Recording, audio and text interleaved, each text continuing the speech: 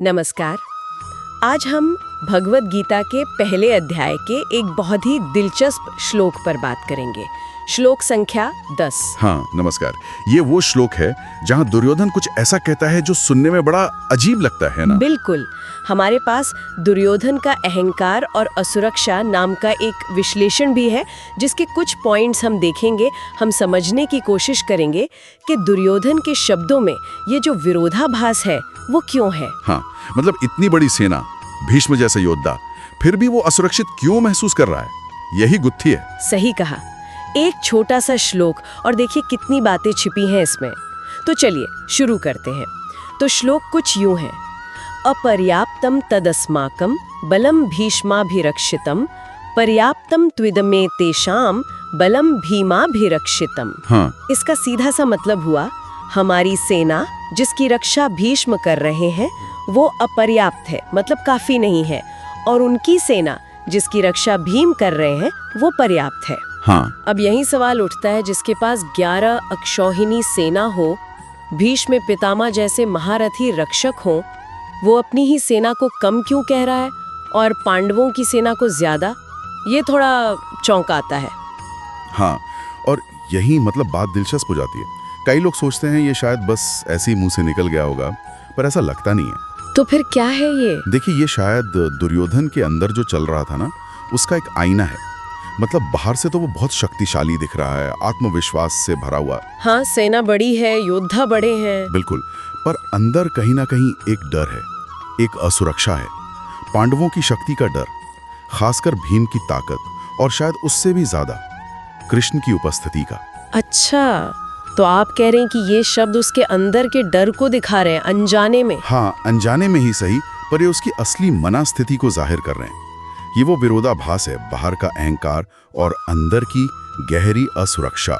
ये तो कमाल की बात है। ऐसा तो असल जिंदगी में भी हम देखते हैं ना। बिल्कुल, देखते हैं।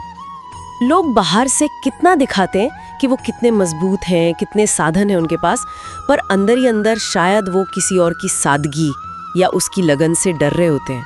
सही कहा। अक्सर हम दूसरे की कमजोरी समझ लेते हैं, उसकी सादगी को या उसके कम संसाधनों को, और बाद में पता चलता है कि असली ताकत तो वही थी।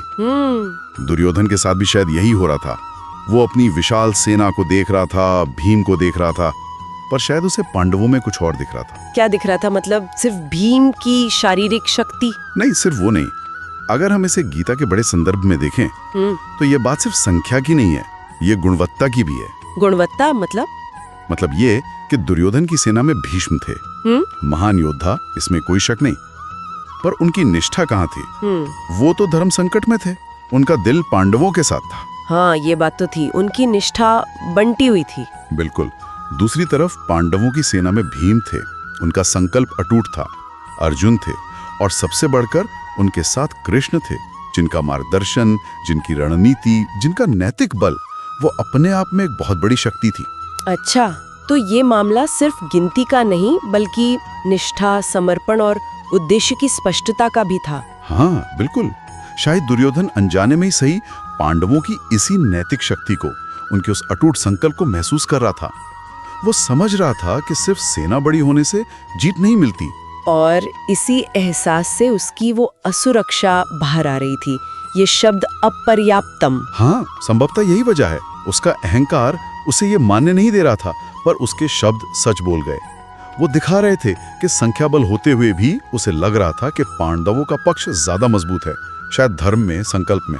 ये हमें सोचने पर मजबूर करता है ना, हम अपनी जिंदगी में ताकत का अंदाजा कैसे लगाते हैं? क्या हम भी कभी कभी सिर्फ बाहरी चीजों पर, संख्या पर, संसाधनों पर अटक जाते हैं, और जो अंदर की बात है, जैसे निष्ठा, जुनून, उद्देश्य की स्पष्टता, उसे अनदेखा कर देते हैं? ये बहुत जरूरी सवाल है। क्या हम सिर्फ खुद को या दूसरों को यकीन दिलाने की कोशिश कर रहे होते हैं, जैसे दुर्योधन कर रहा था, या हम सच में अपनी ताकत को समझते हैं? तो आज की बातचीत का सार यही निकलता है कि दुर्योधन के ये शब्द उसकी विशाल सेना के बावजूद उसकी गहरी असुरक्षा और डर को दिखाते हैं। उसका अहंकार शायद सिर्फ एक मुखौटा था। बिल्कुल। बाहरी दिखावा अक्सर अंदर की सच्चाई को छुपा लेता है। असली शक्ति, जैसा हमने देखा, वो संकल्प में है, निष्ठा में है, उद्देश्य की स्पष्टता में है। तो श्रोताओं के लिए एक विचार छोड़ जाते हैं। हाँ जरूर। जब हम अपने जीवन में शक्ति का आकलन करते हैं, अपनी या दूसरों की, तो हम किन चीजों को महत्व देते हैं?